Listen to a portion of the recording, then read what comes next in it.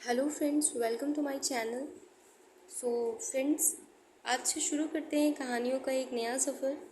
और इस सफ़र में हर दिन आप सुनेंगे एक नई कहानी और ऐड करेंगे अपनी मोरल वैल्यूज़ में एक नया वैल्यू एडिशन। तो आप इस सफ़र को शुरू करने से पहले आपको कुछ बातें बता दूं कि आपको जो भी कहानियाँ यहाँ सुनाई जाएंगी वो मात्र एक फिक्शन होंगी। वो रियल स्टोरीज से इंस्पायरेट हो सकती हैं, बट किसी रियल कैरेक्टर से या किसी रियल इंसिडेंट से उनका कोई कनेक्शन नहीं होगा। और ऐसा कुछ अगर कभी भी होता है तो वो सिर्फ एक कोइंसिडेंट मात्र होगा। किसी भी रियल स्टोरी को यहाँ पर एग्जीक्यूट करने की कोशिश नहीं की जा रही है। ये सिर्फ मात्र कहानी है, एक फिक्शन है, एक इमेजिनेशन है मेरी।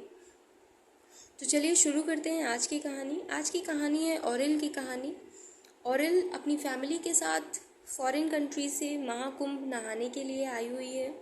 ऑरिल एक 6 साल की बच्ची है और अपनी फैमिली में वो अपने पेरेंट्स के साथ साथ अपने बड़े भाई, अपनी बहन के साथ यहाँ पर आई हुई है। और क्योंकि ऑरिल एक छोटी बच्ची है 6 साल की, तो बिल्कुल छोटी मोटी चीज़ों के साथ वो अट्रैक्ट हो रही है। लाइक उसे पसंद आ रही है वहाँ पर बहुत सारे डेकोर के मटेरियल उसे पसंद आ रहे हैं, बैलून्स या बहुत सारी ऐसी चीज़ें जो उस उम्र के छोटे बच्चे को पसंद आ सकती हैं। अब ऐसे में ही अचानक से इन चीज़ों की तरफ अट्रैक्ट होते हुए ऑरिल पाती है कि उसके आसपास उसका कोई भी फैमिली मेम्बर उसे नहीं दिख रहा है। वो अलग हो चुकी है, अपनी फैमिली से खो चुकी है। बहुत ज़्यादा अपनी फैमिली मेम्बर्स को ढूंढने के बावजूद भी वो उन्हें ढूंढ नहीं पाती है और बहुत ज़ोरों से रोना शुरू कर देती है। फाइनली जब एक लंबे समय तक वो किसी को भी नहीं ढूंढ पाती है तो एक पर्सन उसे मिलते हैं जो उसे अनाउंसमेंट सेक्शन में लेकर जाते हैं। और 3 दिन तक ऑरिल वहीं बैठ के अपनी फैमिली का वेट करती है, लेकिन कोई भी उसे लेने नहीं आता है। और ऐसे में ऑरिल वहाँ से निकल जाती है और अपनी फैमिली को खुद ही ढूंढने की कोशिश करती है। क्योंकि अनाउंसमेंट सेक्शन से वो बाहर आ चुकी थी, तो अब अगर उसकी फैमिली उसे आउटरीच करने की कोशिश भी करती तो भी उसके साथ उनका कोई कनेक्शन नहीं हो पा रहा था। यहाँ वहाँ अपनी फैमिली को ढूंढते हुए वो रेलवे स्टेशन के पास पहुँच जाती है। और रेलवे स्टेशन के पास पहुँचने के बाद उसे वहाँ पर भी ऐसा कुछ नहीं मिलता। तो पुलिस उसे देखती है कि एक बच्ची है जो बहुत रो रही है और अपनी फैमिली को ढूंढने की कोशिश कर रही है। वो सिर्फ मम्मी पापा ही बोल रही है और इसके अलावा वो कुछ भी बता नहीं पा रही है। तो फाइनली 1 वीक तक ऑरिल को पुलिस कस्टडी में रखा जाता है। और जब उसके साथ कनेक्शन के लिए या उसे ढूंढने के लिए वहाँ कोई भी नहीं आता है, तो फिर ऑरिल को अनाथालय भेज दिया जाता है।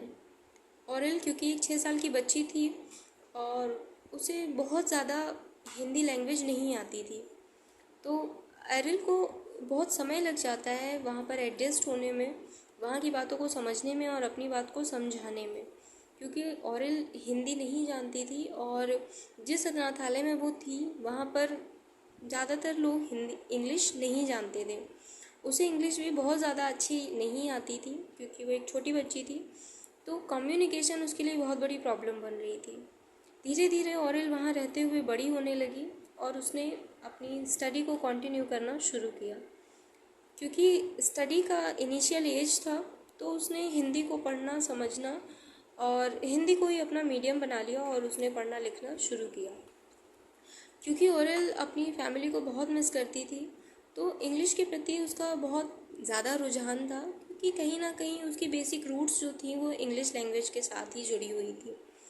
अपनी पढ़ाई को आगे बढ़ाते हुए ऑरिल 12th क्लास तक पहुंचती है और उसके बाद वो एंट्रेंस एग्ज़ाम देती है आईआईटी के लिए।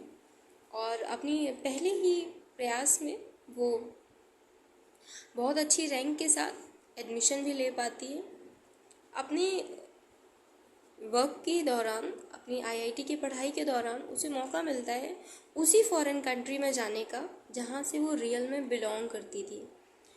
और उसे अपनी कंट्री के नाम के अलावा और कुछ भी नहीं पता था। तो उसे बहुत अपनापन लग रहा था कि एक बार वो फिर उसी देश में जाने का मौका उसे मिल रहा है जहाँ से वो बिलोंग करती है, जहाँ से कहीं ना कहीं उसकी रूट्स जुड़ी हुई हैं। और वहाँ पर जाकर वो अपनी विज़िट वर्क को करना शुरू करती है। और इन्हीं दिनों अचानक उसकी मुलाकात उसके फादर से होती है। क्योंकि ऑरेल अब बहुत बड़ी हो चुकी थी तो उसके फादर उसे पहचान नहीं पाते हैं। ऑरेल क्योंकि भूल चुकी थी कि उसके फादर का नाम क्या था, क्योंकि वो एक छोटी बच्ची थी। और लेकिन एक धुंधली याद उसके दिमाग में थी कि उसके पेरेंट्स कैसे थे, कैसे नहीं थे। तो जब वर्किंग के दौरान उसका अक्सर उसके पिता से मिलना जुलना हो जाता था, क्योंकि वो एक ही ऑफिस में वर्क कर रहे थे।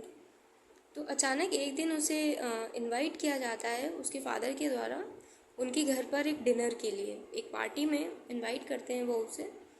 और जब वो पहली बार अपने घर पहुंचती है तो सामने ही उसे अपनी एक फैमिली फ़ोटो नज़र आती है। अब क्योंकि वो अपनी फैमिली को थोड़ा बहुत भूल चुकी थी, उस टाइम पे वो छोटी बच्ची थी, लेकिन उसने अपने आप को कहीं ना कहीं पहचान लिया, क्योंकि अनाथालय में भी उसकी बहुत सारी फ़ोटोज़ थी और अपने आप को पहचानना कहीं ना कहीं उसके लिए थोड़ा आसान था। और उसने फ़ौरन पहचान लिया। उसने तुरंत पूछा कि ये फ़ोटो किसकी है। और उसकी माँ ने उसे बताया कि ये हमारी सबसे छोटी बेटी ऑरिल है, जो कि हमसे खो गई थी। और वो इस बारे में बताते हुए थोड़ी सी इमोशनल होती जा रही थी और ऑरिल की आंखों में भी आंसू आ चुके थे। ऑरिल ने सिर्फ 2 शब्द कहे कि माँ, आपने